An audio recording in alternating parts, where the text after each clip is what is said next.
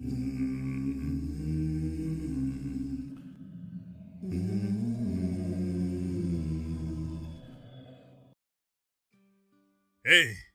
I'm glad to see you're still in one piece. Would have hated to send you to the heat of things without some proper advice. You see, the Butcher attacks in a variety of ways. If you're dumb enough to let your guard down near that thing, it will use its hook to attack you.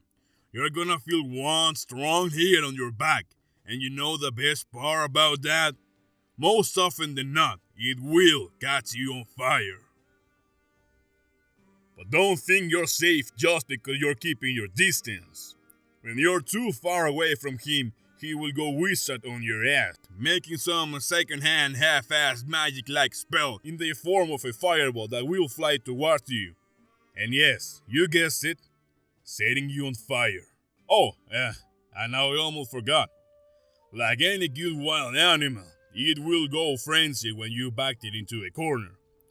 When in a frenzy, the butcher will chase after you faster than a greyhound chasing a rabbit, all while swinging his fiery hook and leaving fire patches behind him. Now, it's not all so grim, buddy. If you ever find yourself in front of one of these things, you should know that it is susceptible to bleeding, and by that I mean it's weak to rending damage. An easy and fast way to kill him is always using the good old axe. Frag bombs also deal a lot of damage. If all else fails, throw some dynamite at the motherfucker. One well-placed big dynamite bundle will kill him in an instant. A sticky bomb also leaves him more dead than alive. Fine. Enough of me already. You're here for a story, ain't ya? Let me show you the journal of Mr. Ariel Donna. You know, the taxidermist we talked so much about last time.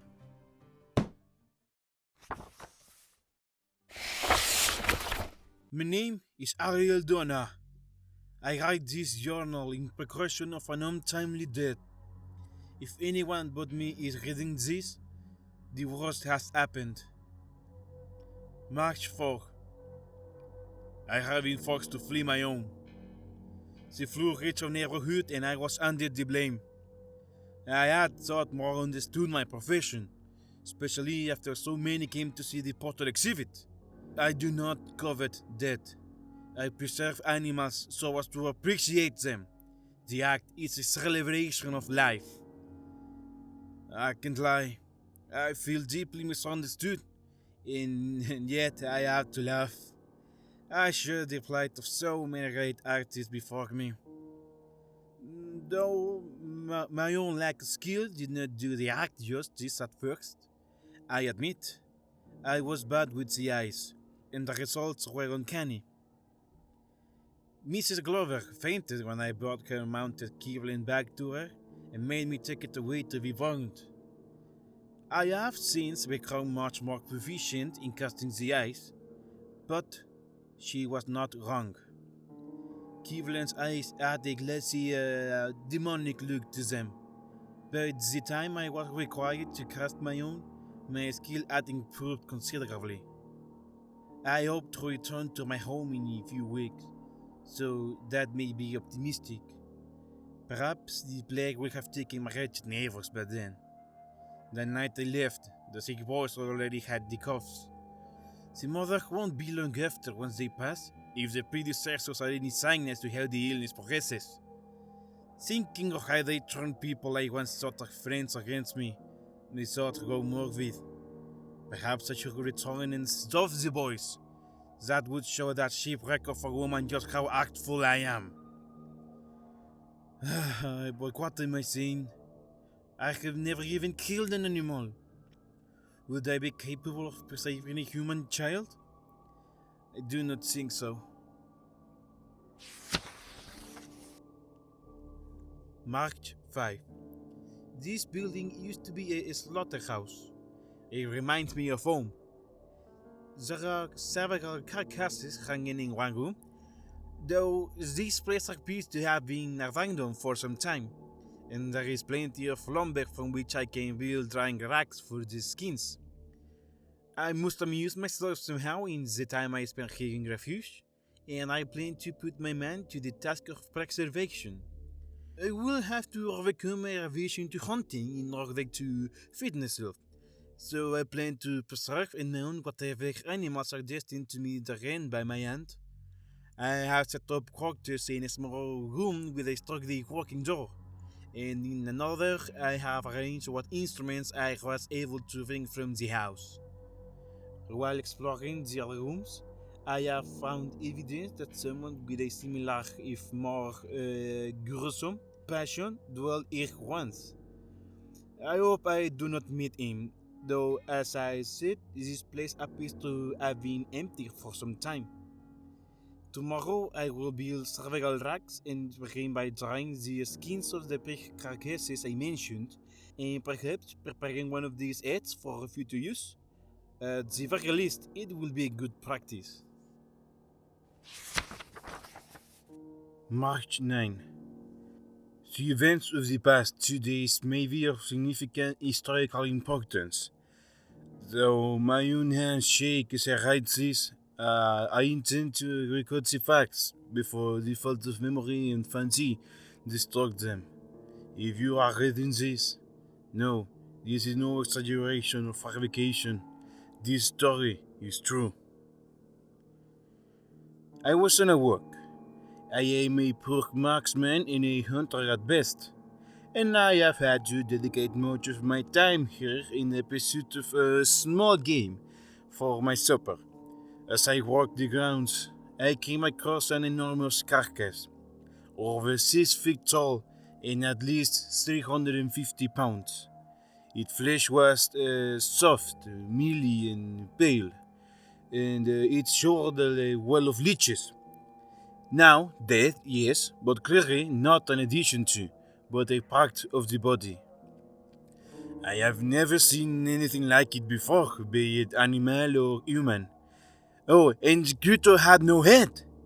Not a head that's been removed, a body naturally formed without such appendage.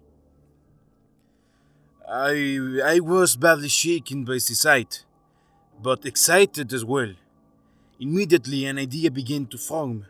I could preserve this fine specimen and sell it to the showman, or I hope the rods, and finally make my fortune. It took a considerable amount of work to move the body without assistance, but I found rope and slowly hoisted it into a small wagon, which I was able to wheel back to my makeshift office. The door was large enough that I could wheel it directly into the laboratory, so I skinned it immediately. Its organs were unfamiliar to me, both in shape and substance. The skin was thick and tougher than it looked, like that of an elephant, perhaps. The leeches should be easy enough to preserve. They have a tough carapace and a simple shape to mimicking clay. The creature will be more than difficult. I have begun the amateur, and I'm so far happy with my work. With no vein or eye to remove, it was a far easier task than even the smallest of dogs. No trouble with casting the eyes this time. March 11. Still waiting for the skin to dry. I'm growing restless, so I walk into town for a drink. The news is bad, to say the least. They are calling it a plague now, as it has worsened. Many are dead, and there were corpses sparse in the streets. It would be prudent to wait here as long as I can and avoid the sick. March 17. The skin is finally dry, and I was able to draw it across the amateur this morning. I found a large spool of wire which should help hold the form, but it is an unwieldy mess, and I have had to attach the body to a number of benches to hold it upright. Without access to more modern materials, I am forced to improvise. It looks more fearsome now. I have no doubt that I will get a pretty penny for it. March 18. Huh! It held together through the night. It was warm yesterday, and I worried that the heat might cause deterioration. However, it is stable. I wrap my leather tablier around the body to ensure that everything holds together as it sets, and to conceal the hasty incisions I made in my shirt to investigate the inact. This is a dismal place to live, but not at all bad as a workshop. In the storeroom, I found preserved large quantities of salted meat. At first, the smell was bad, but it sated my hunger while I worked. I have been feeling more optimistic than ever. It was luck that brought me here, and this gentleman will surely make my career. There are horrible news at night, but somehow I sleep. March 19. Ugh, the creature is far too unsettling without a yet. Perhaps it sounds silly. It is a monster. But I have decided to attach one of the pig's heads to its body to complete the picture. And well, the experiment has been a success. The thing looks even more horrific. Now to consider how I will transport her into town when I return. It is struck me tonight. Now the last thing found in this journal is something about part of the ceiling in his room caving in or some shit. He's talking about sleeping in the workshop. Ha! Good luck. Let's see if the thunder doesn't keep him awake.